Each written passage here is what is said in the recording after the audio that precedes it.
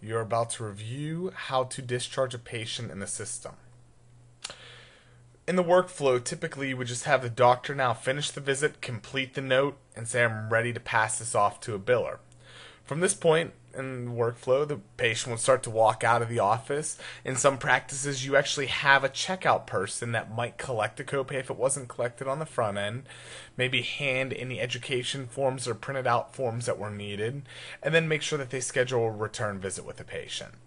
You'll see on my desktop our third patient, Sean Citizen, is actually ready to discharge based on what the provider said. You'll see that most patients have three different icons. When the status is set to ready to discharge, you'll actually see a fourth icon, and it's a door with a little arrow pointing to it. What happens is you can select this icon. It will open up a new screen. So here's where you have the ability to collect a copay if you haven't collected it.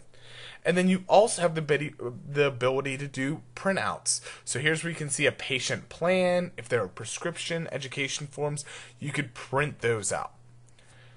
Right below that where it says generate documents, here's a great way for you to help eliminate some of that transcription that you have. Instead of having a transcriptionist create a referring doctor letter, you can actually use this generate documents to pull pieces of your note and to create a referring doctor letter.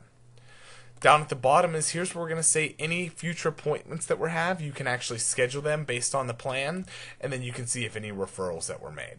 So you do have a lot of action items that you can have, but truly from this point, if we're ready to check out the patient and we don't want to touch any of those, we can just choose our OK button, and you'll see it automatically makes that patient discharged, and then you can move on to the next patient.